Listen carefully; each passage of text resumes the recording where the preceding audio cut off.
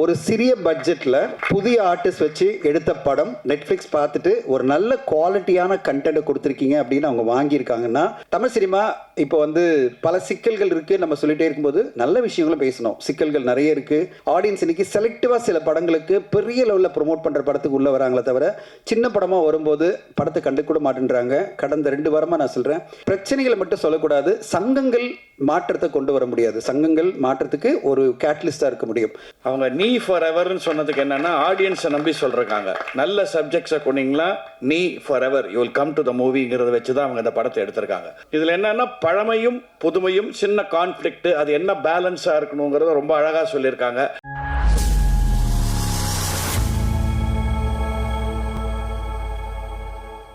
அப்பப்போ இல்லைம்மா, every சுவாசமே cinema தான். சினிமாவே சுவாசிச்சுட்டு இருக்கிற இங்கே இருக்கிற எல்லார் மாதிரியும் நானும் உங்களோட சேர்ந்து சினிமாவை சுவாசிச்சுட்டு இருக்கேன் எவ்ரி மினிட். முதல்ல இந்த சினிமாவை சுவாசித்து இன்றைக்கி ஒரு நல்ல படத்தை கொண்டு வந்திருக்கிற புகழ் அண்ட் ஈடனுக்கு எல்லார் சார்பிலையும் ஒரு நம்ம வாழ்த்து சொல்லணும். முக்கியமாக உங்களுக்கு எல்லாம் நான் வந்து அவரோட 1.5 years நான் ட்ராவல் பண்ணிகிட்ருக்கேன். நம்ப மாட்டீங்க, தருணம் அப்படின்ற ஒரு படத்தை நல்ல குவாலிட்டியான படம் கடந்த வருஷம் வந்து ரிலீஸில் கொண்டு போயிட்டு நான் இப்போ சொன்னேன், சார் இந்த பொங்கல் டைமில் உங்களால் ரிலீஸ் பண்ண முடியுமா, உங்களுக்கு ஸ்க்ரீன்ஸ் கிடைக்குமா அப்படின்னு சொல்லும்போது ரொம்ப நம்பிக்கையோடு அவர் ரிலீஸ் பண்ணி கடைசியில் ரொம்ப பெருசாக மாட்டினார்.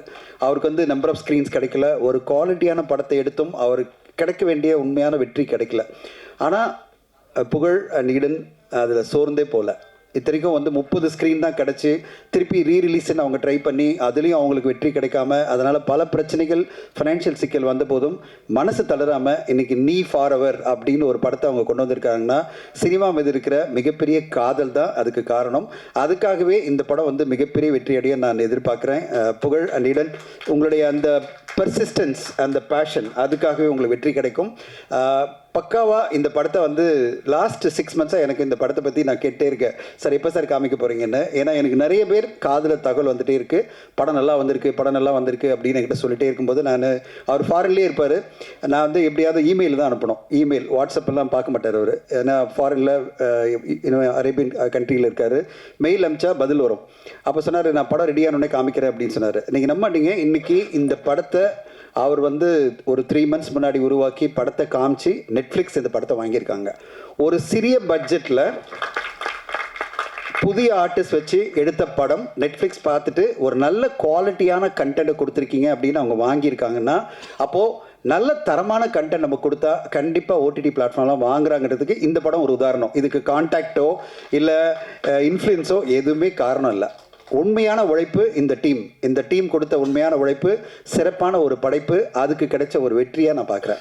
அந்த வெற்றி இன்றைக்கி வந்து நெட்ஃப்ளிக்ஸ் ஒரு நல்ல தொகை கொடுத்து வாங்கியிருக்காங்க. ஒரு பெரிய நிறுவனம் உடனே வந்து நாங்கள் இந்த படத்தை ரிலீஸ் பண்ணி கொடுக்குறோன்னு சொல்லிட்டு இன்றைக்கி ஒரு நல்ல ரிலீஸ் 27 வந்துருங்க, அதாவது ஒரு வாரம் முன்னாடி வந்து திடீர்னு டிசைட் பண்ணி படன்னு ஃபாஸ்ட்டாக போகிறேன். நான் நேற்று நான் சொன்னேன், இது இப்போ உடனே ரிலீஸ் ஆகிடுங்க, இது ஈவெண்ட் கூட எதுவும் பண்ணல அப்படின்னு. இல்லை சார், நெட்ஃப்ளிக்ஸ் வாங்கிட்டாங்க, டிஸ்ட்ரிபியூஷனும் செட் ஆகிடுச்சு, உடனே ரிலீஸ் பண்ண சொல்கிறாங்க அப்படின்னாரு. ரொம்ப சந்தோஷமாக இருந்தது. I felt very happy. எனக்கு என்னென்னா, ஒரு தயாரிப்பாளர் ஒரு பெரிய படம் அவருக்கு ஒரு பிரச்சனை கொடுக்கும்போது அடுத்து ஒரு படம் நிம்மதி கொடுக்குற மாதிரி வெற்றியை கொடுக்கும்போது நம்மளுக்கு சந்தோஷமாக இருக்குது. இந்த தயாரிப்பாளர் அடுத்த கட்டம் ஜெயிச்சிருவாருன்னு. இந்த நேரத்தில் ஒரு விஷயத்தை நான் பதிவு பண்ணிக்கிறேன். இந்த இயக்குனர் அவருக்கு நான் வந்து கண்டிப்பாக அசோக், வாழ்த்துக்கள், உங்களுக்கு மிகப்பெரிய வெற்றி. எடுத்த உடனே இத்தனை பேர் பார்த்துட்டு வாழ்த்து சொல்கிறாங்கன்னா நீங்கள் கண்டிப்பாக பெரிய லெவலில் ஜெயிப்பீங்க. உங்களுக்கான வெற்றிகள் காத்திருக்கு. அண்ட் எனக்கு சுதர்ஷனை பார்க்கும்போது ஒரு நல்ல ஹீரோ தமிழ் சினிமா கிடைச்சிக்கா நம்புகிறேன். சுதர்ஷன், கண்டிப்பாக உங்களுடைய வருகை ஒரு பெரிய சக்ஸஸ் அமையும், உங்களுக்கு நல்ல வெற்றிகள் வரணும் கண்டிப்பாக. அர்ச்சனாவும் ரொம்ப நல்லா இருக்காங்க, பார்க்குறதுக்கு ரொம்ப நல்ல பேராக இந்த படத்தில் ரொம்ப அழகாக 2 பேர் நடிச்சிருக்கீங்கம்மா. அண்ட் சூப்பராக இவங்க 2 பேர் பெயர். அண்ட் அதை விட எல்லாரோடையும் இளமையாக இருக்கிற நம்முடைய வைஜி மகேந்திரன் சார் ரொம்ப அற்புதமான கேரக்டர் பண்ணிகிட்டு இருக்காரு. எல்லா படங்களையும் அவர் தான் இளமை. பார்க்கும்போதே நான் நினைப்பேன், இந்த அளவு இளமை நம்ம இத்தனை வயசில் அவர் வயசில் இருக்க முடியுமா, நம்ம எவ்வளோ முடியெல்லாம் போய் உட்காந்துருப்போம் அப்படின்னு நினச்சிட்டு இருப்பேன். ஆனால் அவ்வளோ இளமையாக யூத்ஃபுல்லாக வைஜி மகேந்திரன் சார் அவருடைய கான்ட்ரிபியூஷனை இந்த படத்துக்கு கொடுத்துருக்காரு. மியூசிக் எனக்கு ரொம்ப பிடிச்சிருந்தது. புது டீம் கம்ப்ளீட்டாக, இந்த புது டீமில் அஸ்வத், பிரமாதம், செம மியூசிக், நல்ல அதாவது ஒரு ஜோரான மியூசிக் கொடுத்துருக்கீங்க. படத்தை ஃபுல்லாக எலிவேட் பண்ணிகிட்டே இருக்கீங்க அஸ்வத். கண்டிப்பாக நீங்கள் பெருசாக ஜெயிச்சிருவீங்க. என்னுடைய ஆஸ்தானம் வந்து டான்ஸ் கொரியோகிராஃபர் மேடம் விஜி இருக்காங்க. விஜி என் படத்தில் எப்படியாவது நான் உடனே வாங்குமா அப்படின்னு சொன்னாங்கன்னா நம்ப மாட்டீங்க. சினிமா எப்படி இயங்கும்னா நட்புக்காகவும் அன்புக்காகவும் இயங்குகிற ஒரு துறை தான் சினிமா. நான் திடீர்னு அவருக்கு ஒரு சிக்கல் வந்தது. நான் ஃபோன் பண்ணி சொல்கிறேன், அம்மா நாளைக்கு சாங் எடுத்தே ஆகணும், திடீர்னு கொரியோகிராஃபர் வந்து உடம்பு சரியில்லைன்றாங்க, எல்லாமே செட் பண்ணியாச்சுன்னு சொன்னோடனே உடனே ஓடி வந்து அன்றைக்கே உட்காந்து ரிஹர்சல் பண்ணி டீமை கூப்பிட்டு எல்லாம் பண்ணி மறுநாள் ஷூட் பண்ண ஆரம்பித்தாங்க. அப்படிப்பட்ட ஒரு டான்ஸ் கொரியோகிராஃபர் தான் விஜய் மேடம். அவங்க அவ்வளோ சூப்பராக பண்ணி கொடுத்தாங்க. அந்த சாங்கை பார்த்தோன்னே எனக்கு ரொம்ப சந்தோஷமாக இருந்தது. நம்முடைய ஆஸ்தான கொரியோகிராஃபராக அவங்க வந்து ரொம்ப சூப்பராக பண்ணுறாங்கன்னு. இந்த படத்தில் அவங்களுடைய கொரியோகிராஃபி கண்டிப்பாக பேசப்படணும்னு எதிர்பார்க்குறேன். விஜய் சூப்பர், கலக்குங்க, இதே மாதிரி கலக்கிட்டே இருங்க. அண்ட் தமிழ் சினிமா இப்போ வந்து பல சிக்கல்கள் இருக்குது. நம்ம சொல்லிகிட்டே இருக்கும்போது நல்ல விஷயங்களும் பேசணும். சிக்கல்கள் நிறைய இருக்குது, நம்ம பார்த்துட்டே இருக்கோம். தொடர்ந்து வந்து அரசியலில் இப்போது எலெக்ஷன் ஏப்ரல் 23 வர தொட்டு நிறைய பேர் ஆடியன்ஸை திரையரங்கு கொண்டு வரதே பெரிய பிரச்சனையாக இருக்குது எனக்கு. இந்த நேரத்தில் நல்ல நல்ல திரைப்படங்கள் வந்ததுன்னா ஓடிடி பிளாட்ஃபார்ம் சப்போர்ட் பண்ணி அவங்க வாங்குறாங்க. அட் த சேம் டைம் நம்ம வந்து எல்லோருமே படத்துக்கு தியேட்டருக்கு ஆடியன்ஸை கொண்டு வரதுக்கு எல்லாமே ஊடக நண்பர்கள், பத்திரிகை நண்பர்கள்லாம் சப்போர்ட் பண்ணணும். ஏன்னா ஒரு சைடில் வந்து ப்ரீ ரிலீஸில் பிஸ்னஸ் பண்ணுறது, அதாவது ஓடிடி சேட்டலைட்லாம், அடுத்த சைடில் மிக முக்கியமாக பெரிய லெவலில் நம்மளுக்கு சேலஞ்ச் வந்து ஆடியன்ஸ் ஏறிட்டு வரது தான். ஆடியன்ஸ் இன்னைக்கு செலக்டிவாக சில படங்களுக்கு பெரிய லெவலில் ப்ரொமோட் பண்ணுற படத்துக்கு உள்ளே வராங்களே தவிர சின்ன படமாக வரும்போது படத்தை கண்டு கூட மாட்டேன்றாங்க. கடந்த 2 வாரமாக நான் சொல்கிறேன், நீங்கள் லிஸ்ட்டு பார்த்தீங்கன்னா தெரியும். கடந்த வாரம் 9 திரைப்படங்கள் வெளிவந்து ஒரு திரைப்படத்துக்கும் ஆடியன்ஸ் வரல. அதுக்கு முந்தின வாரம் 7 திரைப்படங்கள் வெளியாகி ஒரு படத்துக்கும் ஆடியன்ஸ் உள்ளே வரல. இப்படிப்பட்ட ஒரு சிக்கலான சூழ்நிலை தான் தமிழ் சினிமா இருக்குது. 9 படம் நீங்கள் நினச்சிங்கன்னா அவருடைய டோட்டல் பட்ஜெட் நான் எடுத்து பார்த்தேன். கடந்த வாரம் வந்த 9 படங்களோட பட்ஜெட் கிட்டத்தட்ட 35-40 கோடி. அந்த 40 கோடியை அந்த தயாரிப்பாளர்கள் எப்படி திருப்பி எடுக்க போகிறாங்கன்னு எனக்கு தெரியல. ஏன்னா ஒரு தடவை தோத்துட்டோம்னா அது பிறகு வந்து யாருமே வாங்குறதுக்கு இல்லை, சேட்டலைட்டோ டிஜிட்டலோ இல்லை. இந்த நேரத்தில் நம்ம எல்லாம் பண்ண வேண்டிய ஒரே விஷயம் என்னென்னா, சிறப்பான ஒரு படமாக கொடுத்து அந்த படத்தை எப்படியாவது ப்ரீ ரிலீஸில் எப்படி புகழ் இந்த படத்தை வந்து ஓடிடியில் கொண்டு போய் கன்வின்ஸ் பண்ணி அந்த படத்தை காமிச்சு அவங்கள இம்ப்ரெஸ் பண்ணி இந்த வியாபாரம் பண்ணாரோ அதே மாதிரி ஒவ்வொரு தயாரிப்பாளரும் அதுக்கான ஒரு மெனக்கெடல் பண்ணணும். ஒரு சிறந்த படைப்பை கொண்டு வரணும். அந்த படைப்பை எப்படியாவது நம்ம வந்து ப்ரீ ரிலீஸில் வாங்கிறதுக்கு என்னென்ன முயற்சிகள் எடுக்கணுமோ அதை எடுத்துட்டு அதுக்கு பிறகு திரையரங்கு கொண்டு வரணும். திரையரங்கு கொண்டு வரும்போது கண்டிப்பாக நல்லா இருந்ததுன்னா பத்திரிகை ஊடகம் நீங்கள் எல்லோருமே சப்போர்ட் பண்ணுவீங்க. அப்படிப்பட்ட ஒரு ஸ்டெப் பை ஸ்டெப்பாக போனால் தான் இந்த திரையரங்கு, இந்த திரைப்பட இண்டஸ்ட்ரியில் நம்ம வெற்றி அடைய முடியும். ராஜா சொன்னார் 22 நாள்லேயே எனக்கு நோட்டீஸ் வந்தது அப்படின்னு சொல்லிட்டு. அவர் வந்து ஈசி மெம்பராக செலக்ட் ஆன பிறகு நோட்டீஸ் வந்துடுச்சுன்னு சொல்கிறாரு. காரணம் என்னென்னா, நம்ம வந்து பிரச்சனைகளை மட்டும் சொல்லக்கூடாது, சங்கங்கள் மாற்றத்தை கொண்டு வர முடியாது. சங்கங்கள் மாற்றத்துக்கு ஒரு கேட்டலிஸ்டாக இருக்க முடியும். மாற்றம் எல்லாருமே சேர்ந்து வந்தால் தான் மாற்றம் பண்ண முடியும். எல்லா தயாரிப்பாளர்களும் ஒருங்கிணைனும், திரையரங்கு உரிமையாளர்கள், டிஸ்ட்ரிபியூட்டர்ஸ் எல்லாரும் சேர்ந்து வந்தால் தான் நம்ம மாற்றத்தை கொண்டு வர முடியும். ராஜா, நம்ம மட்டுமே சங்கம் மட்டுமே எல்லாம் பண்ணிட முடியாது. அதனால் சங்கத்தை குறை சொல்லாமல் சங்கத்து மூலமாக நம்ம என்ன மாற்றங்களுக்கு ஒரு கேட்டலிஸ்டாக இருந்து நிறைய விஷயங்கள் பண்ண முடியும்னு பார்க்கணும். அப்படிப்பட்ட பாசிட்டிவான விஷயங்கள் நம்ம பேசணும்னா கண்டிப்பாக சங்கம் நம்முடைய கருத்துக்களும் ஏற்றுக்கும். நம்மளுக்கெல்லாம் சங்கம் தான் முக்கியம். நம்ம சங்கம் வந்து சக்ஸஸ்ஃபுல்லாக இருந்தால் தான் நம்ம அடுத்தடுத்த கட்டம் வந்து பயணிக்கும் போது சங்கம் நம்மளுக்கு உறுதுணையாக இருக்கும். நம்முடைய பிரச்சனைகள் வரும்போது சங்கம் நம்மளை காப்பாற்றும். அதனால் சங்கத்துக்கு நம்ம எப்போவுமே கூட இருந்து சங்கத்தை வந்து அடுத்த கட்டம் கொண்டு போகிறதுக்கு உழைக்கணும்னு உங்களை கேட்டுக்கிறேன். நாங்களும் வந்து ஆக்டிவ் ப்ரொடியூசர் அசோசியேஷன் பண்ணிகிட்டு இருக்கோம். அட் த சேம் டைம் நாங்கள் வந்து ப்ரொடியூசர் கவுன்சிலோடு தான் பயணிச்சுட்டு இருக்கோம் எல்லா விஷயத்துலையும். ஏன்னா எங்களை பொறுத்தவரையும் அது தாய் சங்கம்னா அது வந்து தமிழ் ஃபிலிம் ப்ரொடியூசர் கவுன்சில் தான். அவங்க சொல்கிறத நாங்கள் கண்டிப்பாக கேட்டுப்போம்.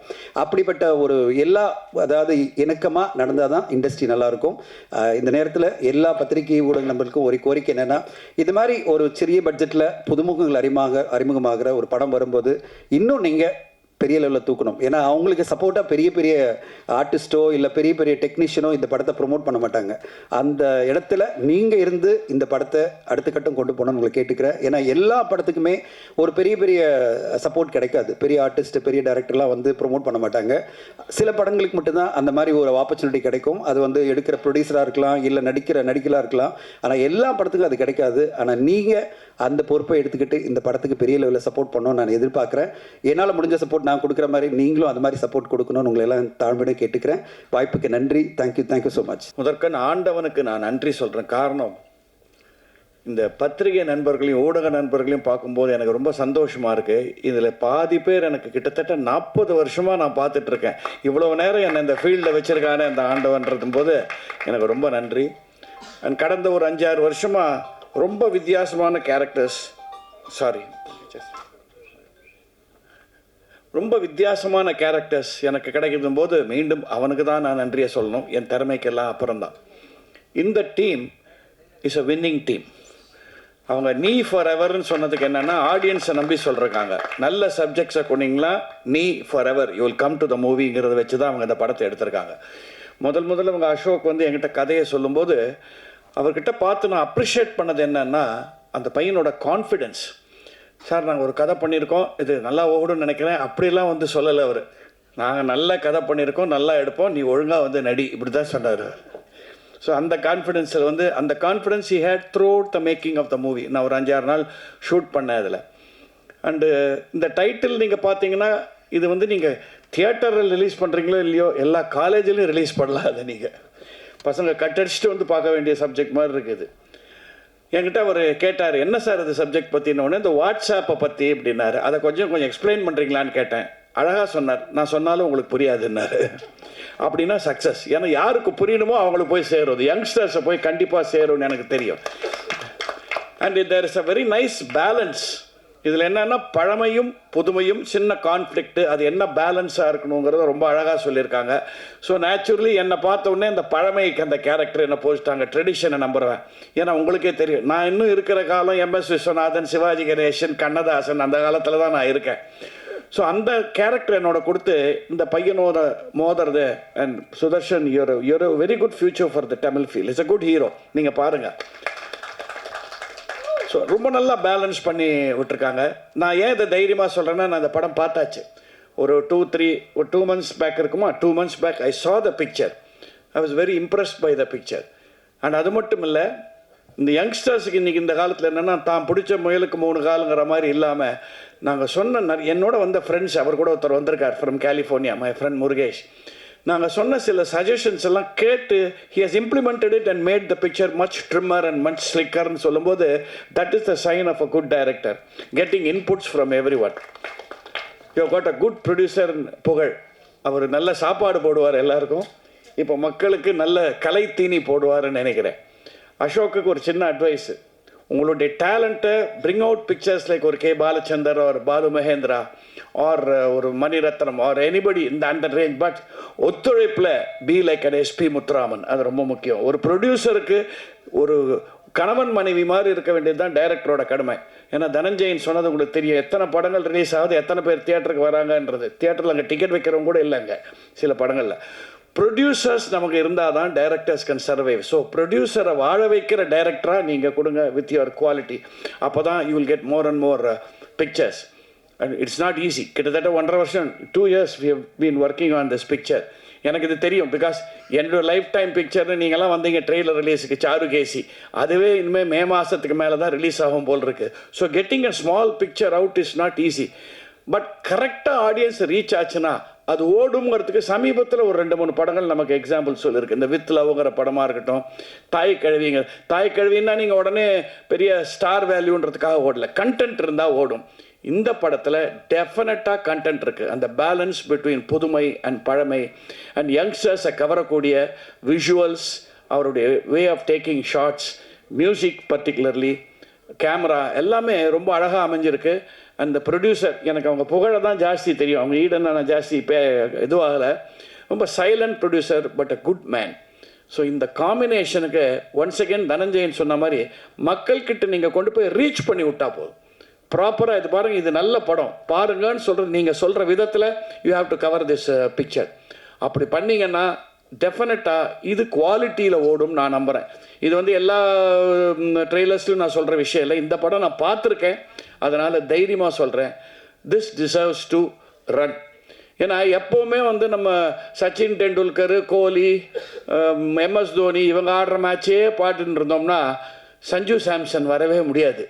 இது ஒரு சஞ்சு சாம்சன் வந்து அடிக்க போகிறான் அந்த பையன். So please encourage him well, give it a good opening.